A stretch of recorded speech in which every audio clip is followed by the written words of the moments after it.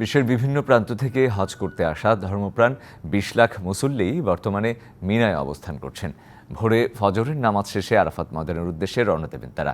সেখানে পৌঁছানোর পরেই শুরু হবে হজের মূল পর্ব। লাব্বাইক আল্লাহুম্মা লাব্বাইক ধ্বনিতে মুখরিত হবে ঐতিহাসিক আরাফাত ময়দান।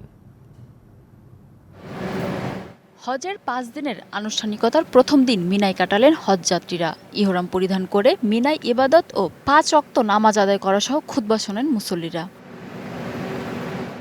আজ রাত্রি যাপন করে শনিবার ভোরে আরাফাতের ময়দানে রওনা দেবেন হাজিরা। সেখানে উপস্থিত হবার পরই শুরু হবে হজের মূল আনুষ্ঠানিকতা।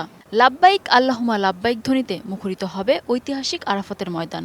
ইবাদত বান্দেগীর পাশাপাশি শুনবেন খুতবা, থাকবেন সূর্যাস্ত পর্যন্ত।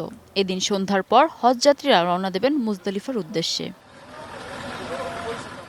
মুজদালিফায় রাত্রিযাপন ও পাথর সংগ্রহ করবেন হাজিরা। পরদিন রবিবার ফজরের নামাজ আদায় করে মুজদালিফা থেকে আবার ফিরবেন মিনায়। এরপর শয়তানকে পাথর নিক্ষেপের পর পশু কোরবানি দিবেন। পরে মাথা মুন্ডন করে ইহরাম ত্যাগ করবেন। এরপর মক্কায় ফিরে গিয়ে চূড়ান্তবার কাবা শরীফ তাওয়াফের মধ্য দিয়ে শেষ হবে হজ পালন। এবার হজে বিশ্বের প্রায় ২০ লাখ মানুষ অংশ নিচ্ছেন।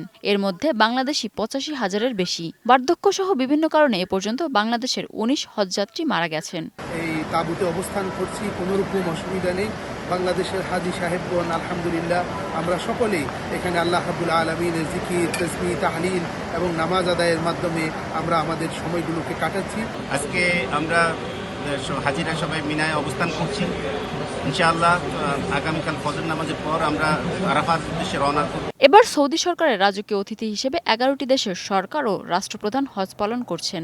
হাজিদের সার্বিক নিরাপত্তা নিশ্চিতে ৩ স্তরের নিরাপত্তা ব্যবস্থা নিয়েছে সৌদি প্রশাসন।